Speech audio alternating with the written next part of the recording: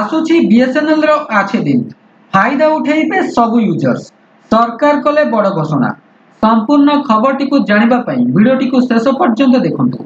प्रतिदिन एही बड़ी खबर पाइबा पई चैनल को सब्सक्राइब करने को भूलंतु नहीं। जदि आपण बीएसएनएल सिम व्यवहार करूछंती तेबे आपणको पई भल खबर।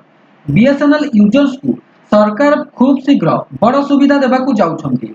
बीएसएनएल एबे रिकवरी पई प्रस्तुत जहा द्वारा यूजर्स को विशेष प्रकार सुविधा मिलिबो। केंद्र मंत्री ज्योतिरादित्य सिंधिया कहिसंती बीएसएनएल रो आर्थिक अवस्था स्वच्छल हेबारे लागिछि। आसंता वर्ष कंपनी पक्षरु 5G सर्विस लॉन्च करा जिवो। भारत भली देश रे 3 रु 4टी मोबाइल ऑपरेटर रहिबा बड़ गुरुत्वपूर्ण कथा बोली सिंधिया कहिसंती। बीएसएनएल निज गोड़े छिड़ा हेबाकू जाउछि। 3 रु 4 वर्ष भितरे कंपनी निज रेवेन्यू रे 12% वृद्धि करछि, जहा वर्तमान समय रे 12,000 कोटी टंकारे पहुंची।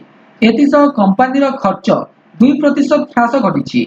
2021 रु टीबीआई टीडीए मध्य सकारात्मक भावे बढ़िबारे लागिछि।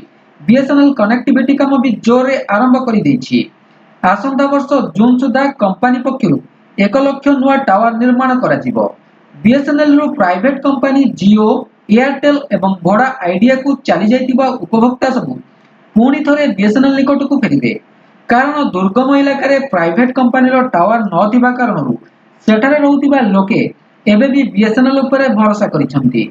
दिन को दिन रिचार्ज प्लान रे वृद्धि ग्राहकों को चिंता रे पकाई दैछि, जहा पई अनेक निज सिम को पोर्टेबल करिबा सह बीएसएनएल केबे 5G लॉन्च करिवो ताकू अनै बसिछंती।